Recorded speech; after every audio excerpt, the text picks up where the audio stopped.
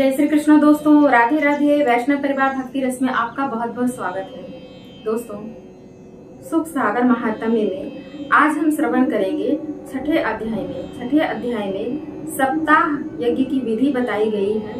इसके बिना महात्म्य पूर्ण नहीं होता है और इसे जाने बिना हम श्रीमद् भागवत कथा का आरंभ नहीं कर सकते हैं। हमारे सनातन धर्म के लिए माताओं को समय नहीं मिल पाता है सप्ताह यज्ञ करने का, सप्ताह महापुराण कराने का, तो इसके लिए हम घर में ही थोड़ा थोड़ा समय निकाल करके शुद्धचित्त मन से अपने आप को सात्विक बना करके और उस विचार से इस 24 घंटे में, रात्रि के 12 घंटे और दिन के 12 घंटे में जब भी आपको समय मिलता है तो थोड़ा सा समय, आधे घंटे 10 मिनट अपने लिए निकाल करके इसे श्रवण कर सकते हैं, नहीं तो पठन कर सकते हैं अपने घर में ही। इसका बहुत अच्छा फल मिलता है और एक बार करके जरूर देखिएगा। नहीं तो समय ना मिले तो खाना बनाते हुए, घूमते हुए इसे श्रवण कर सकते हैं। इसलिए हमने ये वीडियो बनाई है। वीडियो पसंद आए तो अपने दोस्तों के साथ इसे शेयर जरूर कीजिएगा ताकि अपने सनातन धर्म का प्रचार हो सके। तो बिना देर किए प्रारंभ करते हैं। और अभी तक आपने चैनल को सब्सक्राइब नहीं किया तो चैनल को सब्सक्राइब कर लीजिए ताकि आपको हमारे चैनल का न्यू अपडेट्स मिलते रहे।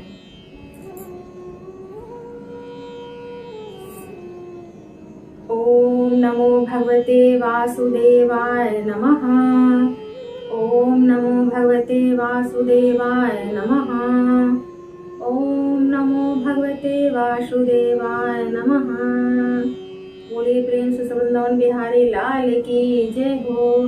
श्री राधा रानी की जय हो। छठा अध्याय सप्ताह यज्ञ की विधि इस प्रकार बताई गई है। श्री सनकादि कहते हैं, नारद जी, अब हम आपको सप्ताह श्रवण की विधि बताते हैं। यह विधि प्रायः लोगों की सहायता और धन से साध्य कही गई है। पहले तो यत्न पूर्वक ज्योतिषु को बुलाकर मुहूर्त पूछना चाहिए तथा विवाह के लिए जिस प्रकार धन का प्रबंध किया जाता है उस प्रकार ही धन की व्यवस्था इसके लिए करनी चाहिए।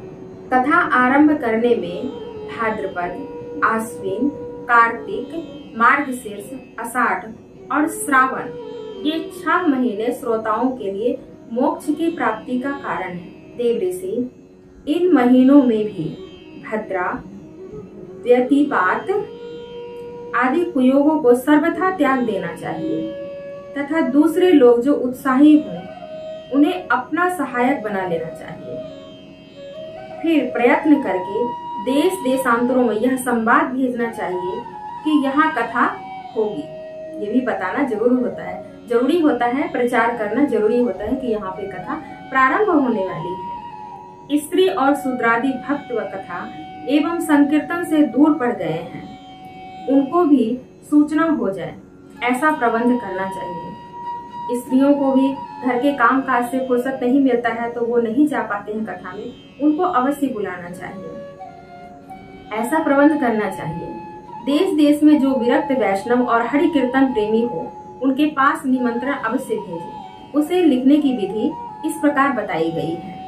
महानुभावों, यहाँ 7 दिन तक सत्पुरुषों का बड़ा दुर्लभ समागम रहेगा और अपूर्व रसमयी श्रीमद् भागवत की कथा होगी। आप लोग भगवत रस के रसिक हैं, अतः श्री भागवतामृत का पान करने के लिए प्रेम पूर्वक शीघ्र ही पधारने की कृपा करें। यदि आपको विशेष अवकाश न हो तो भी एक दिन के लिए तो अवश्य ही कृपा करनी चाहिए, क्योंकि अगर सब दिनों तक नहीं रह सकते हैं तो एक दिन के लिए भी अवश्य आना चाहिए, क्योंकि यहाँ का तो एक क्षण भी अत्यंत दुर्लभ है। इस प्रकार विनय पूर्वक उन्हें निमंत्रण करें और जो लोग आए उनके लिए यथोचित निवास स्थान का प्रबंध करें। कथा का श्रवण किसी तीर्थ में, वन में अथवा अपने घर पर ही अच्छा माना गया है। जहाँ लंबा चौड़ा मैदान हो वहाँ कथा स्थल रखना चाहिए, क्योंकि लोगों को बैठने में दिक्कत ना हो। भूमि का शोधन, मार्जन और लेपन करके रंग बिरंगी धातुओं से चौके पूरे घर की सारी सामग्री उठाकर एक कोने में रख दे। 5 दिन पहले से ही यत्न पूर्वक बहुत से बिछाने के वस्त्र एकत्र कर लें। केले के खंभों से सुशोभित एक ऊंचा मंडप तैयार करें। उसे सब और फल, पुष्प, पत्र और चंदों से अलंकृत करें और चारों ओर झरियां लगाकर तरह तरह के सामानों से सजा दें। मंडप सुंदर होता है तो देखने में अच्छा लगता है और सात्विकता का ध्यान रखना चाहिए। उस मंडप में कुछ ऊंचाई पर 7 विशाल लोकों की कल्पना करें और उनमें विरक्ति ब्राह्मणों को बुला बुलाकर बैठाएं। आगे की ओर उनके लिए यथोचित स्थान तैयार करें। इनके पीछे वक्ता के लिए भी एक दिव्य सिंहासन का प्रबंध करें। यदि वक्ता का मुख उत्तर की ओर रहे तो श्रोता पूर्वाभिमुख होकर बैठे, और यदि वक्ता पूर्वाभिमुख रहे तो श्रोता को उत्तर की ओर मुख करके बैठना चाहिए, अथवा वक्ता और श्रोता को पूर्व मुख होकर बैठना चाहिए अगर इस तरीके से दिशा नहीं मिल रहा है। देश काल आदि को जानने वाले महानुभावों ने श्रोता के लिए ऐसा ही नियम बताया है, जो वेद शास्त्र की स्पष्ट व्याख्या करने में समर्थ हो, तरह तरह के दृष्टांत दे सकता हो तथा विवेकी और अत्यंत निष्प्रिय हो। ऐसे विरक्त और विष्णु भक्त ब्राह्मण को वक्ता बनाना चाहिए। श्रीमद् भागवत के प्रवचन में ऐसे लोगों को नियुक्त नहीं करना चाहिए जो पंडित होने पर भी अनेक धर्मों के चक्कर में पड़े हुए हो, स्त्री, लंपट एवं पाखंड के प्रचारक हो। वक्ता के पास ही उसकी सहायता के लिए एक वैसा ही विद्वान और स्थापित करना चाहिए, वह भी सब प्रकार के संशयों की निवृत्ति करने में समर्थ और लोगों को समझाने में कुशल हो। कथा प्रारंभ के दिन से एक दिन पूर्व व्रत ग्रहण करने के लिए वक्ता को छौर करा लेना चाहिए तथा अरुणोदय के समय शौच से निवृत्त होकर अच्छी तरह स्नान करें और संध्यादि अपने नित्य कर्मों को संक्षेप से समाप्त करके कथा के विघ्नों की निवृत्ति के लिए गणेश जी का पूजन करें। तदनंतर पितृगण का तर्पण कर पूर्व पापों की शुद्धि के लिए प्रायश्चित करें और एक मंडल बनाकर उसमें श्री हरि को स्थापित करें। फिर भगवान श्री कृष्ण को लक्ष्य करके मंत्रोच्चारण पूर्वक क्रमशः षोडशोपचार विधि से पूजन करें और उसके पश्चात प्रदक्षिणा तथा नमस्कारादि कर इस प्रकार स्तुति करें। करुणानिधान, मैं संसार सागर में डूबा हुआ बड़ा दीन हूँ। कर्मों के मोह रूपी ग्रहण मुझे पकड़ रखा है। आप इस संसार सागर से मेरा उद्धार कीजिए। इसके पश्चात धूप, दीप आदि सामग्रियों से श्रीमद् भागवत की भी बड़े उत्साह और प्रीति पूर्वक विधि विधान से पूजा करें। फिर पुस्तक के आगे नारियल रखकर नमस्कार करें और प्रसन्न चित्त इस प्रकार स्तुति करें। श्रीमद् भागवत के रूप में आप साक्षात श्री कृष्ण चंद्र ही विराजमान हैं। नाथ, मैंने भव सागर से छुटकारा पाने के लिए आपकी शरण ली है। मेरा यह मनोरथ आप बिना किसी विघ्न बाधा के संगोपांग पूरा करें। केशव, मैं आपका दास हूँ। इस प्रकार दीन वचन सुनकर फिर वक्ता का पूजन करें, उसे सुंदर वस्त्राभूषणों से विभूषित करें और फिर पूजा के पश्चात उसकी इस प्रकार स्तुति करें। सुख स्वरूप भगवान, आप समझाने की कला में कुशल और सब शास्त्रों में पारंगत हैं। कृपया इस कथा को प्रकाशित करें, मेरा अज्ञान दूर करें। फिर अपने कल्याण के लिए प्रसन्नता पूर्वक उसके सामने नियम ग्रहण करें और 7 दिनों तक यथाशक्ति उसका पालन भी करें। कथा में विघ्न न हो इसके लिए 5 ब्राह्मणों को और वर्ण करें। वे 12 अक्षर मंत्र द्वारा भगवान के नामों का जप करें। फिर ब्राह्मण अन्य विष्णु भक्त एवं कीर्तन करने वालों को नमस्कार करके उनकी पूजा करें और उनकी आज्ञा पाकर स्वयं भी आसन पर बैठ जाएं। जो पुरुष लोक संपत्ति, धन, घर और पुत्रादि की चिंता छोड़कर शुद्ध चित्त से केवल कथा में ही ध्यान रखता है, उसे इसके श्रवण का उत्तम फल मिलता है। बुद्धिमान वक्ता को चाहिए कि सूर्योदय से कथा आरंभ करके 3:30 पहर तक मध्यम स्वर से अच्छी तरह कथा बांचे। दोपहर के समय 2 घड़ी तक कथा बंद रखें। उस समय कथा के प्रसंग के अनुसार वैष्णवों को भगवान के गुणों का कीर्तन करना चाहिए। व्यर्थ बातें नहीं करना चाहिए। कथा के समय मल मूत्र के वेग को काबू में रखने के लिए अल्पाहार सुखकारी होता है। इसलिए श्रोता केवल एक ही समय हविष्यान यानी भोजन करे। यदि शक्ति हो तो 7 दिन निराहार रहकर कथा सुने अथवा केवल घी या दूध पीकर सुखपूर्वक श्रवण करे अथवा फलाहार या एक समय ही भोजन करे। जिससे जैसा नियम सुविधे से सक सके उसी को कथा श्रवण के लिए ग्रहण करे। मैं तो उपवास की अपेक्षा भोजन करना अच्छा समझता हूँ, यदि वह कथा श्रवण में सहायक हो। यदि उपवास से श्रवण में बाधा पहुँचती हो तो वह किसी काम का नहीं होता है। अगर उपवास करने में सक्षम नहीं है तो उपवास भी नहीं करना चाहिए। नारद जी नियम से सप्ताह सुनने वाले पुरुष के लिए नियम सुनिए। विष्णु भक्ति की दीक्षा से रहित पुरुष कथा श्रवण का अधिकारी नहीं है। जिन्होंने दीक्षा नहीं लिया हुआ है वो कथा श्रवण के अधिकारी नहीं है। जो पुरुष नियम से कथा सुने उसे ब्रह्मचर्य से रहना चाहिए। भूमि पर सोना और नित्य प्रति कथा समाप्त होने पर पत्तल में भोजन करना चाहिए। दाल, मधु, तेल, गरिष्ठ अन्न, भाव दूषित पदार्थ और बासी अन्न, इनका उसे सर्वदा ही त्याग करना चाहिए। काम, क्रोध, मद, मान, मत्सर, लोभ, दंभ, मोह और द्वेष की तो अपने पास भी नहीं फटकने देना चाहिए। वह वेद, वैष्णव, ब्राह्मण, गुरु, गौ सेवक तथा स्त्री, राजा और महापुरुषों की निंदा से भी बचे। नियम से कथा सुनने वाले पुरुष को रजस्वला स्त्री, अन्यत्र म्लेच्छ, पतित, गायत्रीहीन द्विज, ब्राह्मणों से द्वेष करने वाले तथा वेद को न मानने वाले पुरुषों से बात नहीं करना चाहिए। सर्वदा सत्य, शौच, दया, मौन, सरलता, विनय और उदारता का बर्ताव करना चाहिए। धनहीन, क्षय रोगी, किसी अन्य रोग से पीड़ित, भाग्यहीन, पापी पुरुष और मुमुक्षु भी यह कथा श्रवण करे। जिस स्त्री का रजो दर्शन रुक गया हो, बांझ हो, जिसकी संतान होकर मर जाती हो अथवा जिसका गर्भ गिर जाता हो, वह यत्न पूर्वक इस कथा को सुने।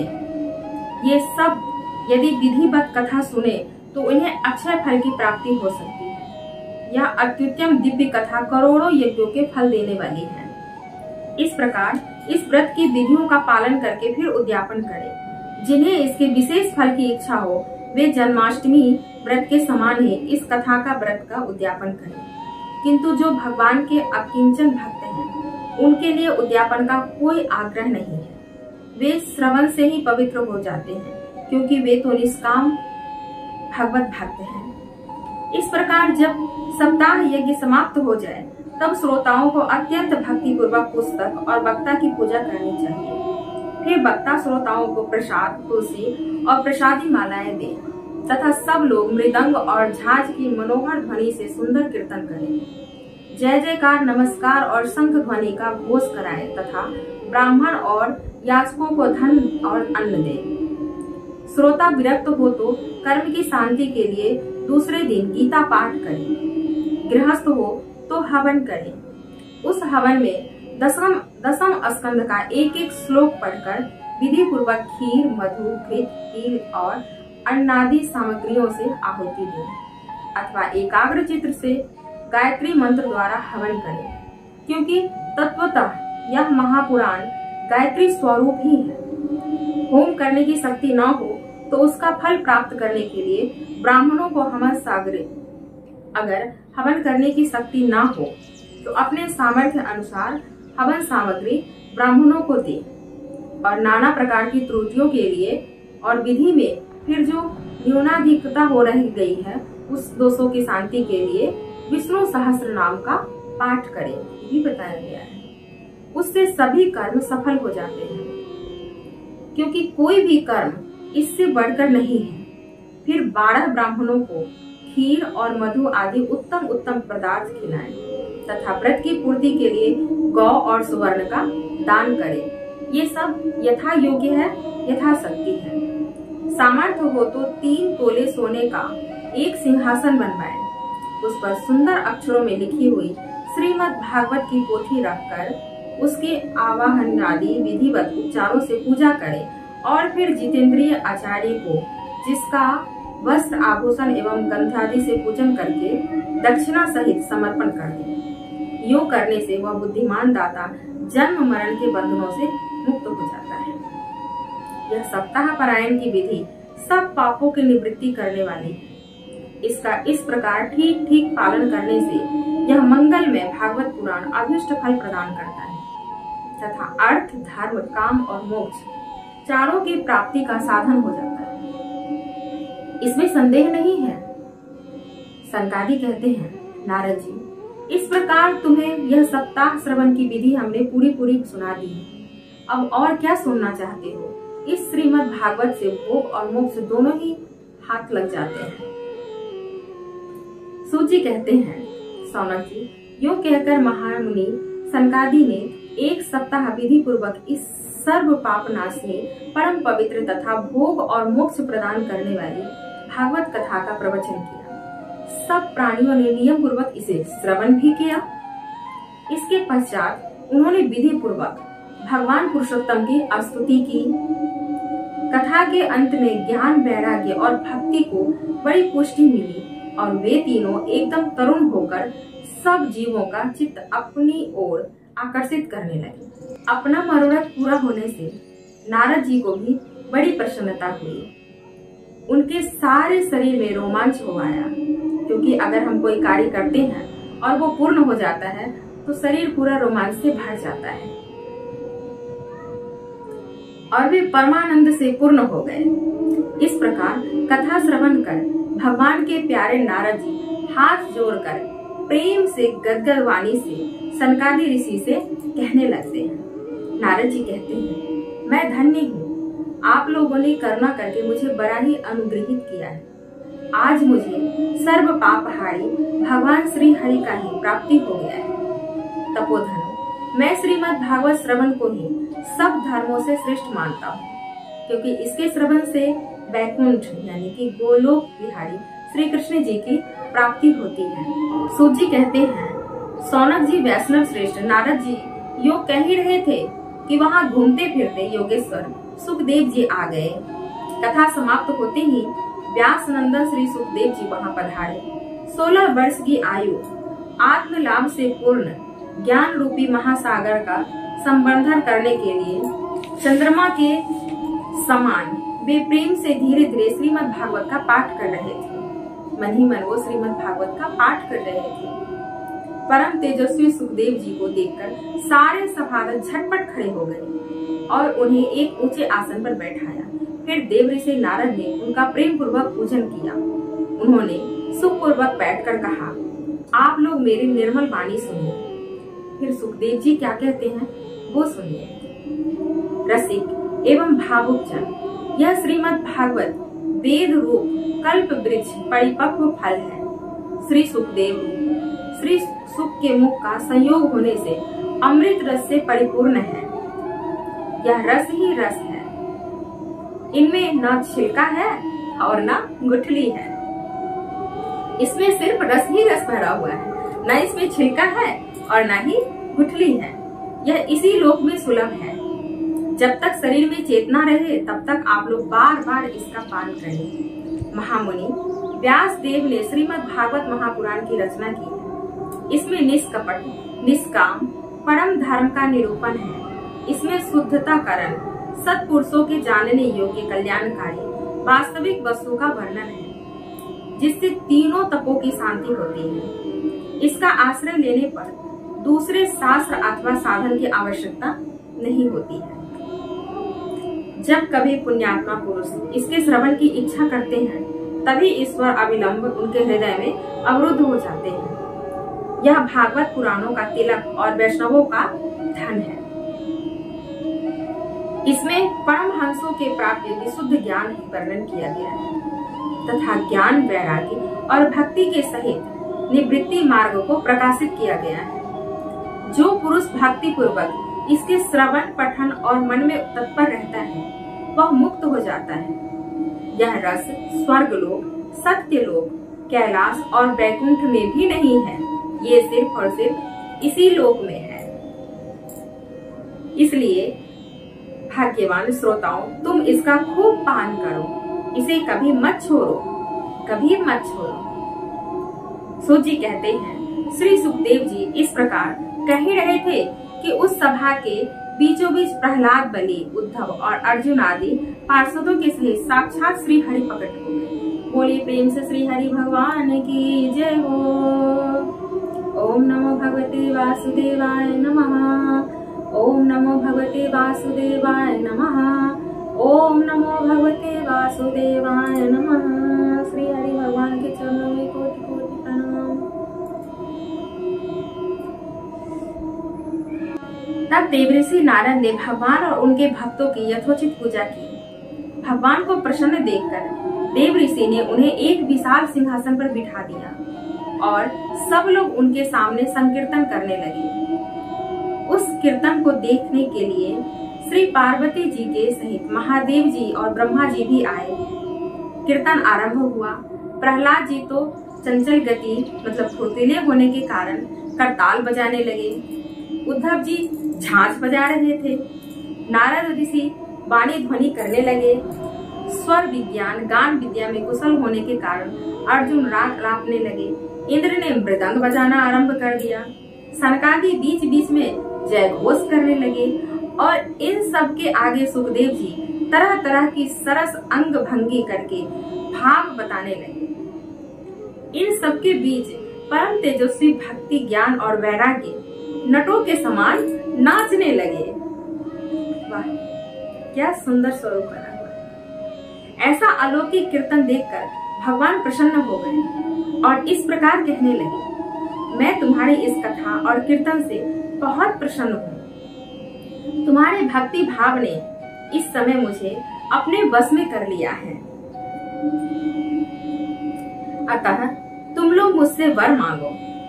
भगवान के ये वचन सुनकर सब लोग बड़े प्रसन्न हुए और प्रेमार्थ चित्त से भगवान से कहने लगे, भगवान, हमारी यह अभिलाषा है कि भविष्य में भी जहाँ जहाँ कहीं भी सप्ताह कथा हो वहाँ आप इन पार्षदों सहित अवश्य पधारें। हमारा यह मनोरथ पूर्ण कर दीजिए। भगवान तथास्तु कहकर अंतर्ध्यान हो गए। इसके पश्चात नारद जी ने भगवान तथा उनके पार्षदों के चरणों को लक्ष्य करके प्रणाम किया और फिर सुखदेव जी आदि तपस्वियों को भी नमस्कार किया। कथामृत का पान करने से सब लोगों को बड़ा आनंद हुआ। उनका सारा मोह नष्ट हो गया। फिर वे सब लोग अपने अपने स्थानों को चले गए। उस समय सुखदेव जी ने भक्ति को उसके पुत्रों सहित अपने शास्त्र में स्थापित किया। इसी से भागवत का सेवन करने से श्री हरि वैष्णवों के हृदय में विराजते हैं। जो लोग दरिद्रता के दुख रंजित ज्वाला से दंग हो रहे हैं, उन्हें माया पिशाचिनी रौंद डाला है तथा जो संसार समुद्र में डूब रहे हैं, उसका कल्याण करने के लिए श्रीमद् भागवत सिंहनाद कर रहा है। तब सौनक जी पूछते हैं, सूत जी, सुखदेव जी ने राजा परीक्षित को, गौकर्ण ने धुंधकारी को और सनकादि ने नारद जी को किस किस समय यह ग्रंथ सुनाया था, मेरा यह संशय दूर कीजिए। सूत जी ने कहा, भगवान, श्री कृष्ण स्वधाम गमन के बाद कलयुग के 30 वर्ष से कुछ अधिक बीत जाने पर भाद्रपद मास की शुक्ला नवमी को श्री सुखदेव जी ने कथा आरंभ की थी। राजा परीक्षित के कथा सुनने के बाद कलयुग के 200 वर्ष बीत जाने पर आषाढ़ मास की शुक्ला नवमी को गौकर्ण जी ने यह कथा सुनाई थी। इसके पीछे कलयुग के 30 वर्ष और निकल जाने पर कार्तिक शुक्ला नवमी से सनकादि ने कथा आरंभ की थी। निष्पाप सौनक जी, आपने जो कुछ पूछा था उसका उत्तर मैंने आपको दिया है। इस कलयुग में भागवत की कथा भव रोग की रामबाण औषधि है। संतजन, आप लोग श्रद्धा पूर्वक इस कथामृत का पान कीजिए। यह श्री कृष्ण को अत्यंत प्रिय, संपूर्ण पापों का नाश करने वाला, मुक्ति का एकमात्र कारण और भक्ति को बढ़ाने वाला है। लोक में अन्य कल्याणकारी साधनों का विचार करने और तीर्थों का सेवन करने से क्या होगा? अपने दूत को हाथ में पास लिए देखकर यमराज उसके कान में कहते हो, जो भगवान की कथा वार्ता में मत हो रहे हैं उनसे दूर रहना। मैं औरों को ही दंड देने की शक्ति रखता हूँ, वैष्णवों को नहीं। इस आसार संसार में विषय रूप विषय की आसक्ति के कारण व्याकुल बुद्धि वाले पुरुषों अपने कल्याण के उद्देश्य से आधे क्षण के लिए भी इस सुख कथा का रूप अनुपम साधु सुधा का पान करो। इस सुख कथा रूप अनुपम सुधा का पान करो। प्यारे भाइयों, निंदित कथाओं से युक्त कुपर्थ में व्यर्थ ही क्यों भटक रहे? इस कथा के कान में प्रवेश करते ही मुक्ति हो जाती है। इस बात के साक्षी राजा परीक्षित हैं। श्री सुखदेव जी ने प्रेम रस के प्रवाह में स्थित होकर इस कथा को कहा था।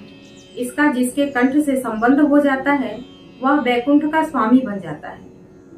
सौनक जी, मैंने अनेक शास्त्रों को देखकर आपको यह परम योग्य रहस्य अभी अभी सुनाया है।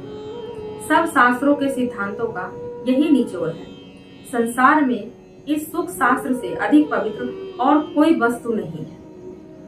अतः आप लोग परमानंद की प्राप्ति के लिए इस 12 स्कंध रूप रस का पान करें। जो पुरुष नियम पूर्वक इस कथा का भक्ति भाव से श्रवण करता है और जो शुद्धता करण भगवत भक्तों के सामने इसे सुनाता है, वे दोनों ही विधि का पूरा पूरा पालन करने के कारण इसका यथार्थ फल पाते हैं। उनके लिए त्रिलोकी में कुछ भी असाध्य नहीं है। बोलिए प्रेम से वृंदावन बिहारी लाल की जय हो, श्री राधा रानी की जय हो। दोस्तों, श्रीमद् भागवत का आज 6ठे अध्याय में समापन होता है। मेरा वीडियो बनाने का यही उद्देश्य था कि जिनके पास पढ़ने का समय नहीं होता है वो इसे श्रवण कर सकते हैं। चलते हुए, घूमते हुए, कहीं भी आप इस वीडियो को ऑन करके और इसे सुन सकते हैं। इसके लिए मैंने ये वीडियो बनाई है। वीडियो पसंद आई हो तो अपने दोस्तों के साथ अपने सनातन धर्म का प्रचार करने के लिए इसे जरूर शेयर कीजिएगा। मिलते हैं नेक्स्ट वीडियो में। नेक्स्ट वीडियो में हम श्रवण करेंगे प्रथम स्कंध और पहला अध्याय। इसमें श्री सूत जी सौनकादि ऋषियों से प्रश्न करते हैं और किस प्रकार प्रश्न करते हैं, ये बहुत अच्छा कथा है। बहुत सुंदर इसमें कथा कही गई है। उसे जरूर श्रवण कीजिएगा, तभी पूर्ण फल की प्राप्ति होती है। मिलते हैं नेक्स्ट वीडियो में। तब तक के लिए जय श्री कृष्णा, राधे राधे।